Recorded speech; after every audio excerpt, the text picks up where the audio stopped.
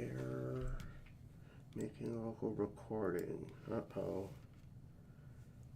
You're live, though. It says that we're live, so I'm going to say that we're live. It gave us an error message saying something about the recording here. Anyhow, good morning, or should I say good day, Cochise County, and welcome to the Michael Zehr Show. Today's date is February 9th, 2024, and we're coming to you from the Rising Eagle Studios here at the Warrior Healing Center in Sierra Vista, Arizona. Hopefully we get anybody that comes online, they'll be able to tell us that the volume and everything looks good so that we know that we're broadcasting. Today's special guest veteran is Sarah Pacheco. Sarah, thank you so much for taking time out of your busy day and busy schedule to sit down and share your story with us. Thanks for having we very me. much appreciate it. Our pleasure. So if you could, tell us a little bit about yourself. What was it that inspired you to join the military, and what branch did you join? I think my dad inspired me to join the military for sure. He was active duty Marine Corps, and then Marine, huh? Yeah, for about 10 years, and then he went into the Army National Guard where he retired. And even as National Guard, he deployed and traveled quite a bit with the National Guard as an active duty. And I got to go along sometimes. Wow. Specifically, my family got to be in Panama when he was there as an active duty National Guardsman in 1999, when they were doing the changeover of the Panama Canal from U.S. control to Panamanian control. Okay. And he got to be a part of that, and I was there, and it inspired me to join the military, so definitely my father. So what was the MOS that when you enlisted? What was your MOS? So I was a 93 Papa Aviation Operations Specialist in the U.S. Army. And what was it that you did? What did that job entail? So it entailed, I would say, paper pushing on the airfield, but Okay. a lot of flight planning, flight records keeping, and working on the airfield on that kind of All right. stuff, administrative. Good deal. So tell us, what was it about that particular job that appealed to you? Why did you pick that for your duty? You know what? I was 18 and right out of high school, and I don't know, it was just available at the time. And what other choices did you have? Do you know? Well, so originally I thought I wanted to be a professional musician and entered with the intent to join the Army band. Wow. And I was a drummer, and I did attend the Army Navy Marine School of Music in Norfolk, Virginia. And but after a while there, I really decided it wasn't for me. I mean, it became... How come? I would say music was such an escape and a love that I had, but when it becomes your job, for me, it just took all ruined the it a little joy. bit. Yeah, it took the joy out of music a little bit, and interesting. And so I was given the opportunity to reclass into aviation, and I took it. Oh. Just to stay on the music track real quick here for a second, you know, one thing I love about music is if I'm having like a really crappy day or down day and a certain song will come on the radio, it just like lifts your spirits and gets you in a good mood. So I love how music has that effect on us, you know, and it does. And the fact that you're able to play an instrument, you know. I will still, if I'm in a mood or in a moment, I will go sit at the piano and pound it out. Oh, you play piano as well? I do, yeah. Wow. Do you play the full drum set? Not very well. No? I'll say drums not very well. I did mostly other percussion instruments. Like what? Definitely mallets, all of the mallet instruments, and then just, you know, the snare, bass, timpani type. Wow. Yeah. Mm-hmm. Very cool. So how many years did you end up serving in the Army? I was in just under 3 years. For 3 years? Yep. And where did you go? You might have said this. Maybe I didn't catch it because I was trying to make sure our live stream was going, which it is. So where did you have basic training at? Fort Jackson. So you went to Fort Jackson. Okay. I did. Yeah. So then where was your first duty station? It was actually here at Fort Huachuca. Fort Huachuca. Yeah. Okay. And what would you do here as for aviation? Because they have the. They have Libby Army Airfield, but I actually Right. worked out at Black Tower. Okay. Mm-hmm. And what was your like day-to-day operation there? What would you do? A lot of record keeping and flight record keeping for what was then they were training the Hunter UAS program out at Black Tower. Okay. And I did the record keeping for the schoolhouse. Okay. All right. Well, the aviation records, I should say. Yeah. Did you get to work down at Libby at all? I didn't work down at Libby, no. Not at all. You didn't get to go down there. No, just out at Black Tower at the schoolhouse. Yeah. Oh. And was it a good experience for you? Did you enjoy it? Yeah, it was a good experience. I mean, and I'll say like that's where I met my husband. So Yeah? he was a UAS operator, and so that's where we met and how we, and that was yeah. And is that the unmanned the UAVs one? What did you Yes. call it? UAS, but he flew Hunter, so Okay. that was the Army's big tactical UAS at the time, and he was an external pilot or an EP, and Okay. yeah, so I hadn't heard the term UAS. That's why I was wondering. unmanned aerial system. Okay. All They right. said like they say UAV or UAS. Now it's mostly UAS because it's a whole system and not just one Right. vehicle. Yeah. Interesting. So you served 3 years in the military. Tell us, what did it mean to you personally about serving our country? It made for me. It's a feeling of being part of something bigger than you, and feeling like you're part of a cause or an effort. When I joined the military, I was in basic training, and 9/11 happened while I was in basic training. Oh, okay. So it wasn't, when I first joined, right out of high school, I thought I'm gonna go join the Army band and then go to college and all this, and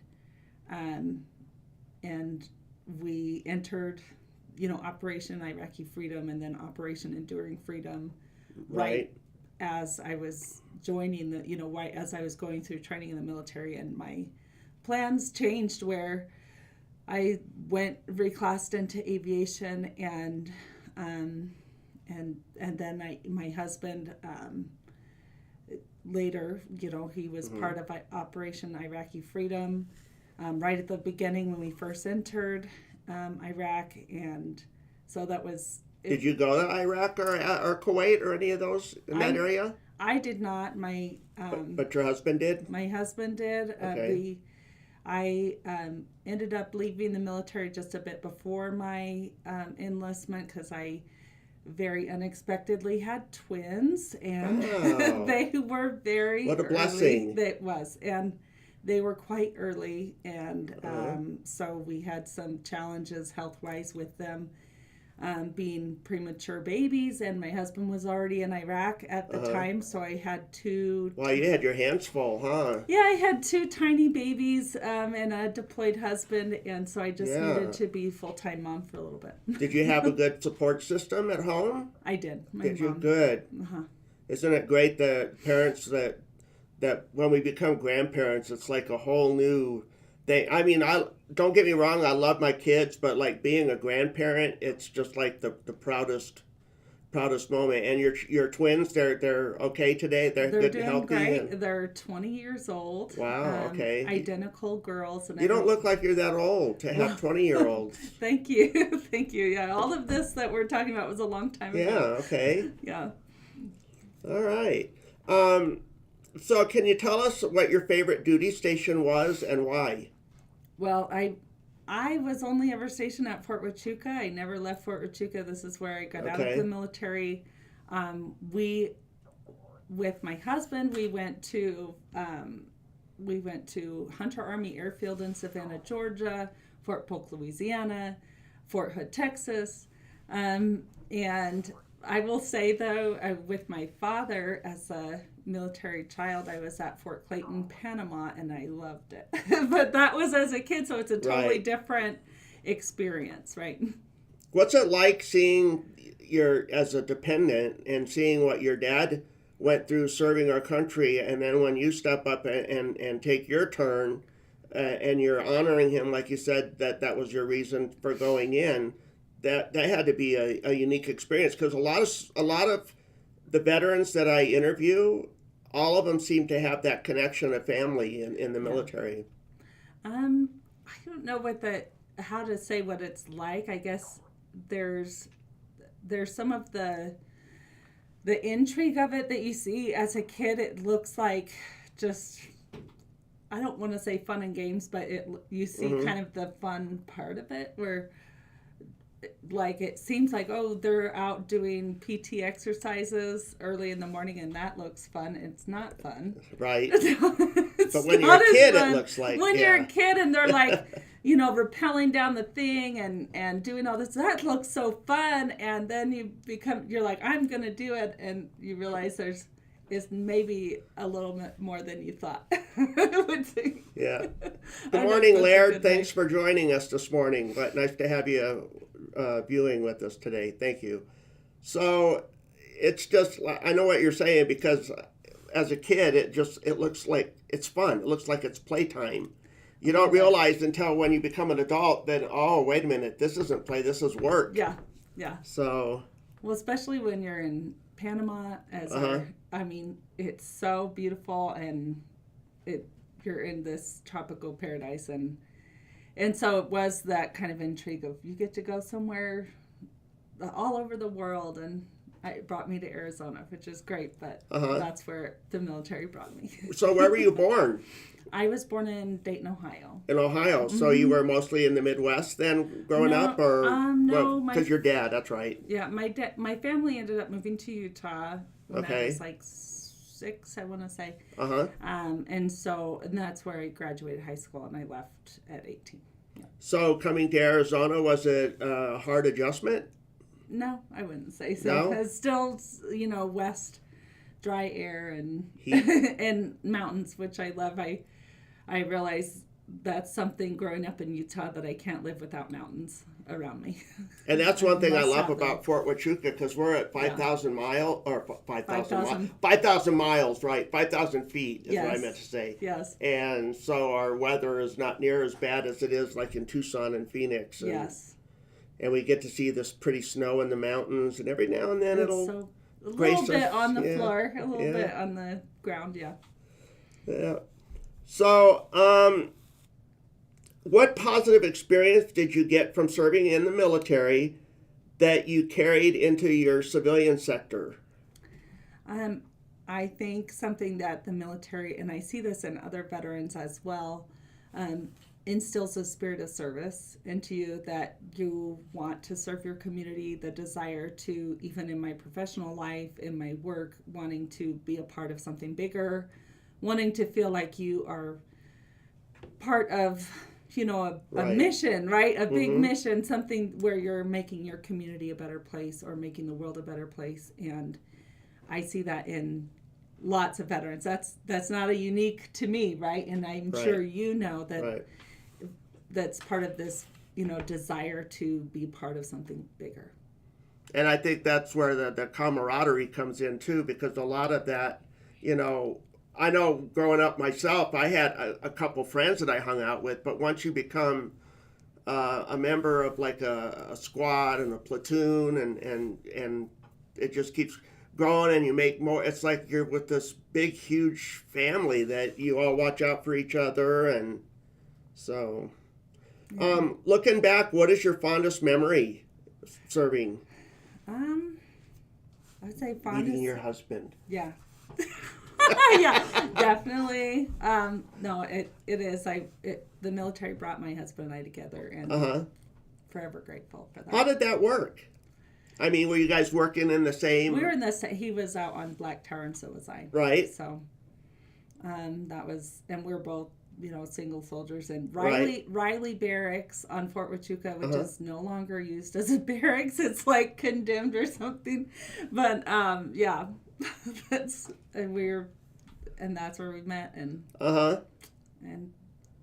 Did you get married here at Fort Huachuca? We did. Did you really? Where at? At the Taylor Chapel, the LDS Chapel on Taylor Drive. Oh, wow. Very cool. Very cool. So, what advice would you give to anyone that is thinking of joining the military? And we actually get to give advice to we have young family members and other family members who ask us about joining all the time. We tell them to don't listen to your recruiter. Don't listen to the recruiter. Do the job that you really could use on the as a civilian. Like think about what skill you want to learn and that would be useful in your life, and don't be haphazard about choosing your MOS because it's really important. And go for the MOS you want, even if it means you have to wait. They say, well, that class, you can't go into that class for 3 months, 4 months. And if you want to go in right now, then you have to take this MOS, right? They kind of push you. Wait for the one that you want and go in when the time is appropriate. That's what I would say. So switching gears, now we're going to switch over to the civilian side of things. Now that we're out of the military, we already know how you ended up living in Cochise County because you were stationed here. What was it about Cochise County? What's your favorite thing about our area here? The mountains, for sure. The mountains? We love hiking. We love being up in the mountains. We love the rural area. I could not live in a big city, I don't think. I'm a small city person, and to some people, Service is not a small city. But when I go visit bigger cities, I lose my mind a little bit. Like, I'm ready to be where there's wide open spaces and mountains again. So what year was it that you actually started living here? Your husband and you got married and stayed here? So we left in 2003 with the military. We moved around a bit and then came back in 2008. Okay. Yep. And when you left here, where did you go?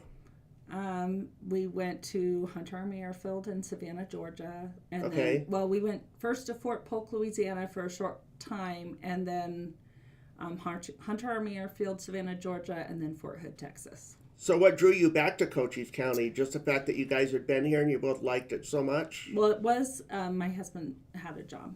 A job offer as well? He had a job offer with a contractor, Flying Hunter, the same UAS that he had flown before. Yep. But he had gotten out of the Army and he was doing this now as a contractor. Is he still doing that? No, he is still a contractor, but the Hunter has been retired from Army use. Okay. So let's talk about some volunteer work that you do, because I understand through the grapevine, and I just had found this out, that you are the person that started Peach's Pantry. Where did you get that idea and that inspiration to do something that's just so community driven? I mean, that's huge. Thank you. It was kind of on accident, I would say. I was working as the PIO at the school district. So that's their PR and marketing person for the whole school district. And are we talking about the Sierra Vista Unified? Sierra Vista Unified School District. Okay. And a school counselor approached me, and she said that she had been buying food with her own money and sending it home with kids in the middle school that she knew didn't have enough food at home to get through the weekend. And but she was pregnant and was going to be leaving her job to go be a full-time mom for a little while. Okay. And didn't want these kids to go hungry. And she said, because I was already communicating with the public, I was doing community relations, she said, well, do you think if you ask people just to donate the food that we could still keep feeding these kids? And I was like, sure, that shouldn't be hard. I mean, that will be so easy. It was more complicated than I thought, but we, built the plane while flying it and figured it out. And that was where it started. It started in just this one school, sending food home with 11 kids that were identified by school personnel as being food insecure at home. Right. And now we're in 20 schools. Wow. From Huachuca City to Palominas, and we send Do you home. do the charter schools as well? Yes. Wow. Yep. So tell us how did you come up with the name Peach's Pantry? So my maiden name is Peachin, and Oh, is it? Okay. yeah, and for whatever reason, in 1983, the name Sarah was really popular. There was always a lot of Sarahs everywhere I went. There's lots and lots of Sarahs in my age group, so I went by the nickname Peach my whole childhood and high school years, so that it was my nickname, and that's where it came from. All right. Yep. So you had this idea, and you shared a little bit with how it started building up, and I know that it's very successful today. Yes. What are I know there's so many organizations within our community, and again, this is what I love about living here. Yeah. That are very giving and very kind and stuff like that. So that had to make it easier for you to be able to take this great idea that you had and expand on it, right? Yeah. Well, we're entirely community supported. We don't have like any kind of ongoing grant funding or anything, and we're entirely volunteer run. I'm also a volunteer. Right. Everyone's a volunteer who works for Peach's Pantry, and some of us put in, at least part-time hours, 20 plus hours a week. Especially my food chain specialist, who's military. She was a military wife her whole life, and also a retired teacher. And we have several retired teachers that do this because they know the need is there and they love it. Where are you located at?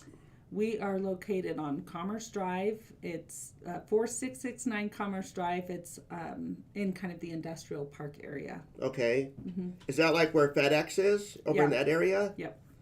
Okay. All right. Yep. And so you had this idea, and it just started growing. And what is it like today? I mean, you're still getting quite a few volunteers that come in and want to sign up and help. And how many volunteers do you have there right now?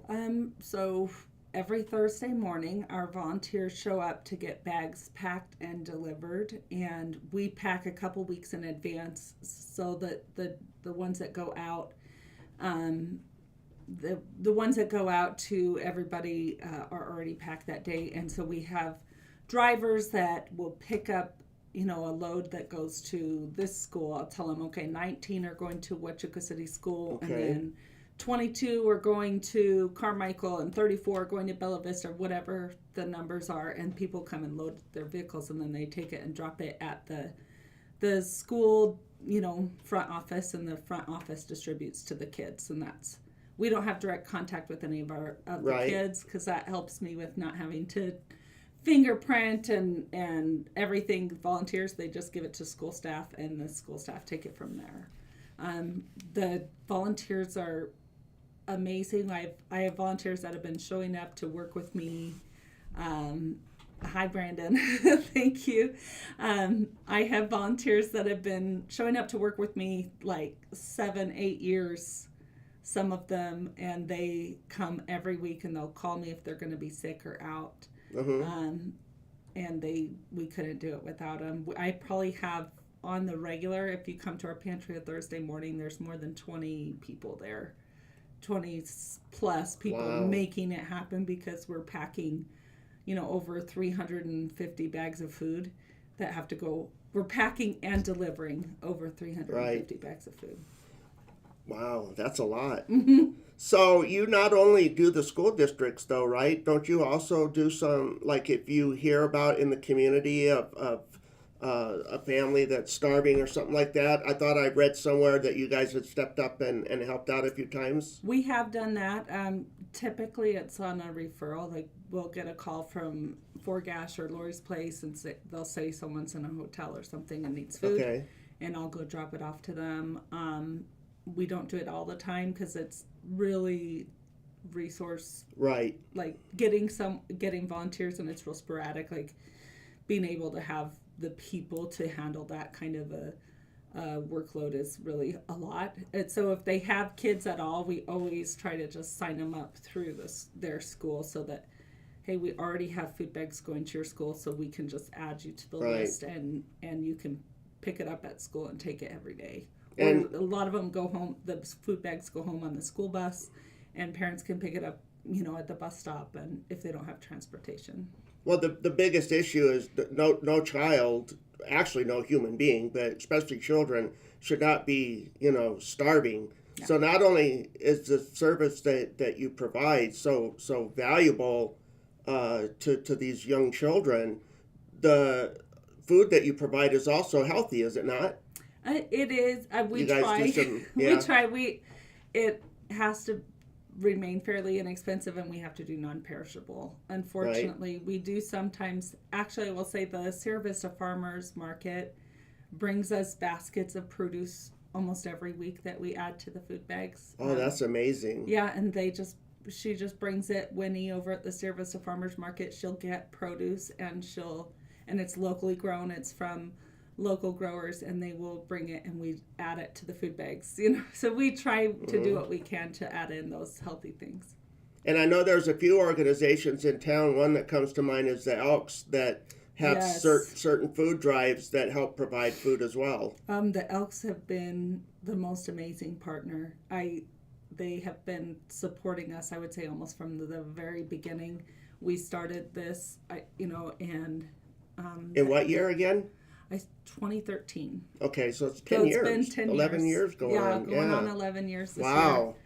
And from the beginning, the Elks were right behind us. They wanted to support this effort, and having robust organizations like that are full of community volunteers, but also people who are willing to support by doing food drives or also financially for sure, like the Rotary, like the Kiwanis, and then of course all of our veterans organizations, the WACs. I would say the Women's Army Corps, several of them have been on my board. Several of them have shown up to volunteer every week forever. Right. So they've been just so supportive of us.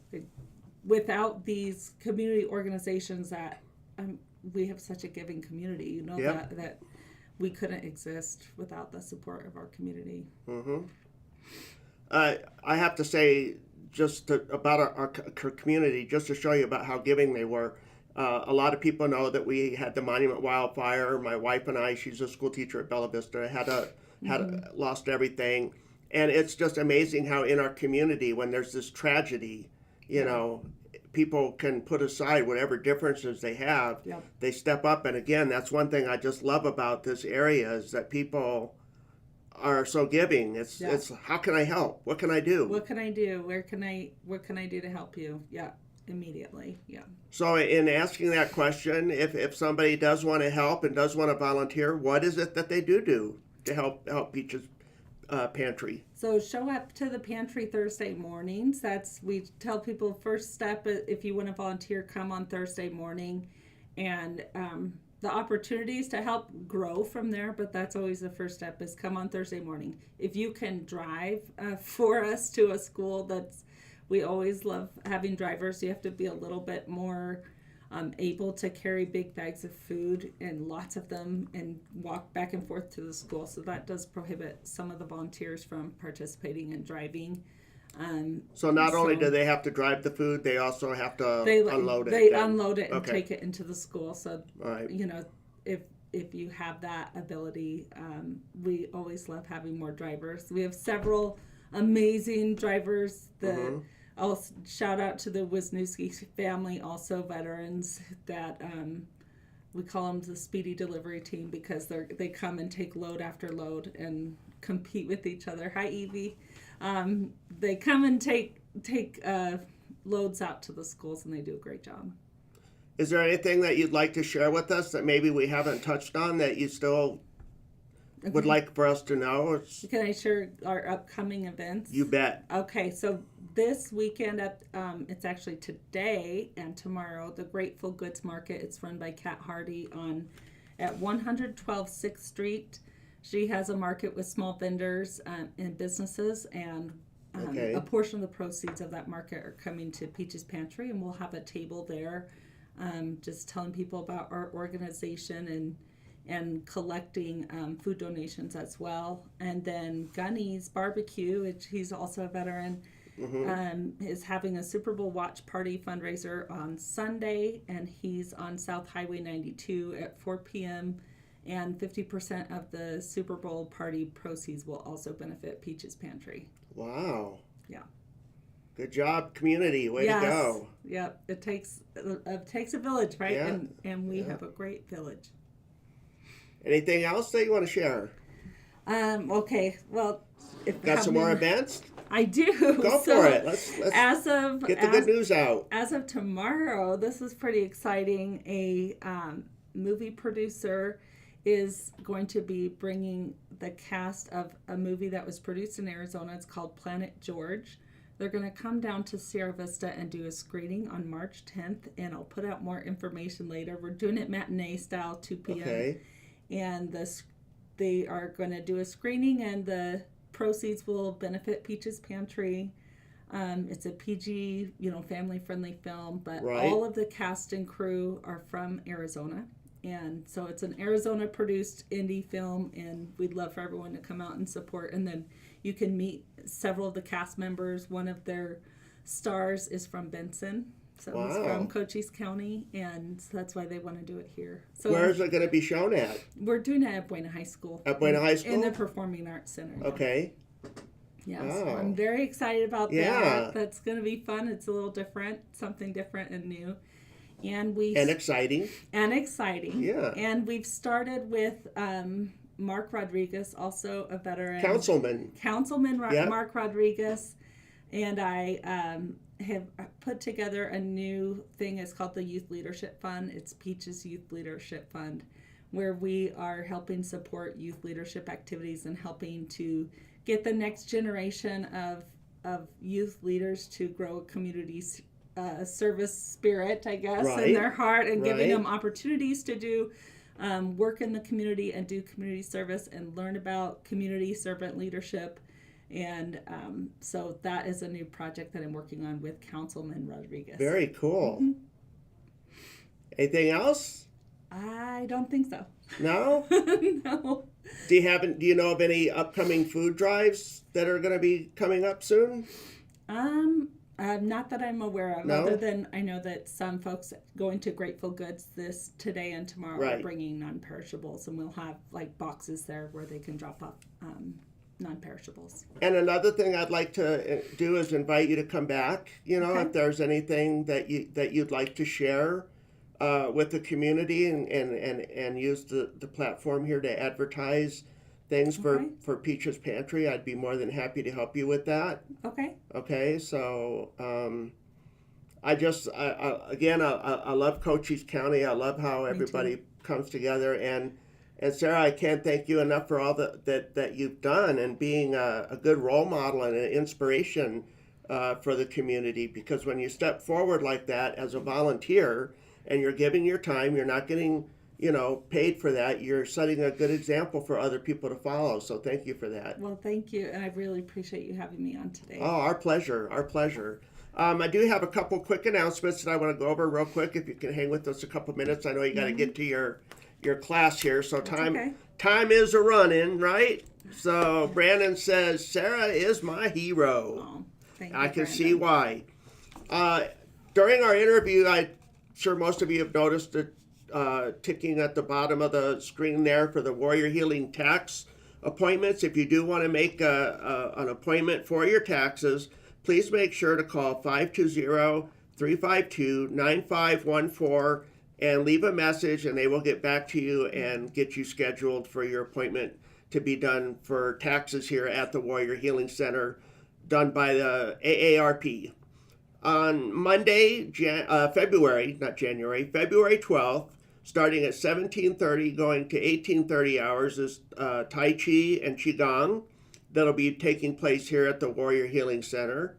On Tuesday, February 13th, starting at 1400 hours, going to 1530 hours, is the Trualta Home and Wellness Support Group. That's a support group for caregivers. So if you're a caregiver and you think that you're looking for a good support group, this is one to come and check out. And they meet here at the Warrior Healing Center in the main conference room. Also on Tuesday, 13th of February, starting at 17:30, going to 1900 hours, is the veteran-owned business meeting.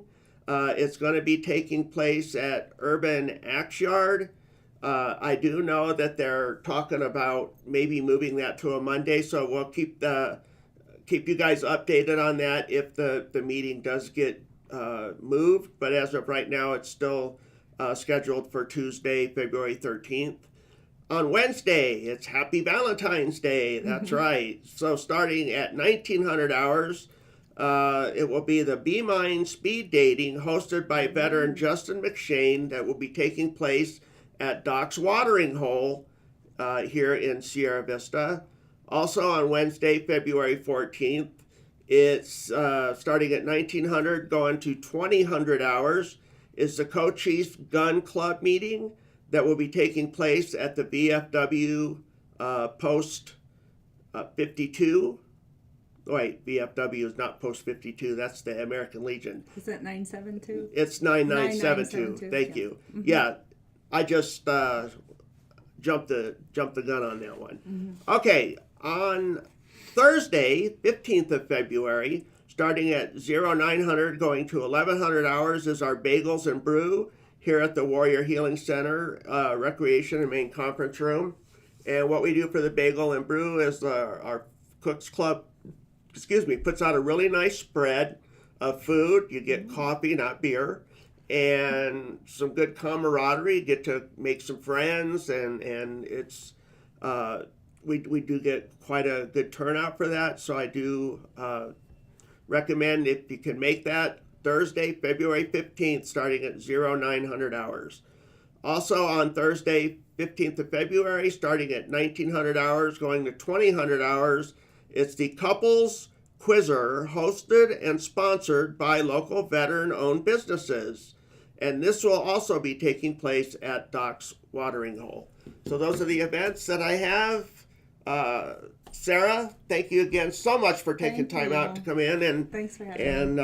It's a pleasure meeting you. And again, I'd love to have you come back and keep us updated on some of the happenings for Peach's Pantry here in Cochise County. Okay. And thank you for your service. Thank you. And to your husband as well. Yes. So thanks. All right, everybody, that's it. I will see you again next Friday. Take care. Have a great weekend. Bye-bye.